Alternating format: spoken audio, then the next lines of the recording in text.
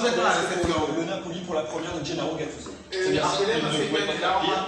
En En encaissant un but tout de suite dans ce match, c'est terrible. En première minute, on s'attendait à une équipe de Naples entreprenante, motivée, aller de l'avant et se procurer les premières occasions. C'est pas du tout ce qui s'est passé. Parme a profité de cette situation avec cette erreur terrible de Kalidou Koulibaly.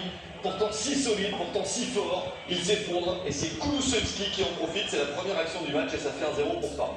Vous savez, le manque de confiance peut toucher tous les grands joueurs, hein, même un cadre. Pourtant, un cadre en général, quand il y a un nouveau coach, il essaie d'envoyer les signaux les plus positifs possibles. Là, il fait une erreur technique, problème d'appui, derrière il tombe et but. Ça fait beaucoup pour un seul joueur. Et en plus, il y a la blessure. Donc, effectivement, un début de match plus que cauchemardesque pour les Napolitains. Obligé de sortir après donc 4 minutes de match, il fait une bêtise sur le but et ensuite il sort blessé, on n'a pas de nouvelles, évidemment c'est très frais, donc on va attendre de savoir ce qu'il en est pour Kalidou Koulibaly, ça intéresse au premier chef, bien sûr à l'UCC, même si c'est de sélection tout de suite, mais on espère que ce n'est rien, qu'il ne ratera que quelques matchs à peine. Alors Naples essaie de revenir avec ce tir de Zielinski, c'est une première possibilité, mais c'est largement au-dessus, et puis il va y en avoir une autre. Beaucoup plus importante pour Lorenzo Insigne, l'homme qu'on attend, l'homme qui revient dans cette équipe comme titulaire, mais ça ne passe pas par la bonne position, c'est en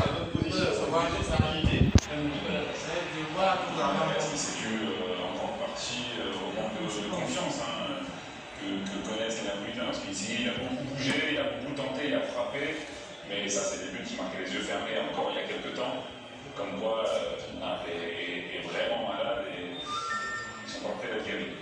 On s'approche de la fin de la première période avec cette possibilité de Fabien Ruiz à la 42e minute au moment de cette occasion. Il ne s'est pas passé tant de choses que ça. Regardez cette frappe qui est très faible par rapport à ce qu'il faut faire pour égaliser. Ce n'est pas suffisant de la part de Fabien Ruiz et de ses coéquipiers. Et le coup de Parme, qui même toujours un des jours n'a pas eu beaucoup d'occasions supplémentaires. On se pose pas de temps en temps, pourquoi pas, avec notamment ici la possibilité, c'est dans la foulée de l'action de Fabien Ruiz, pour Gervinho, Meret, Davies, c'est sur le poteau international, tout proche de marquer le but du deuxième.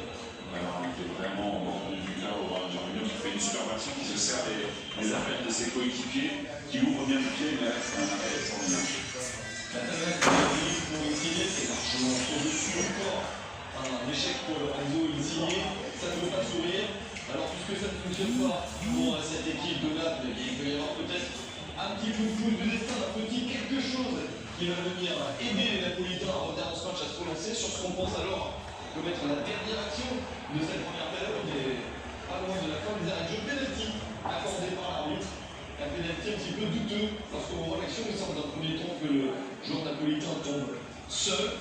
Finalement, il y a un contact, mais à l'extérieur de la surface de réparation. Ouais, effectivement, il y a énormément de temps pour juger cette action. C'est vrai que ça aurait pu aider les Napolitains à revenir dans leur match.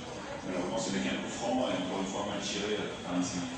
Et voilà comment on arrive à cette situation assez incroyable, c'est vrai pas. Mais 1-0 au San Paolo à la mi-temps.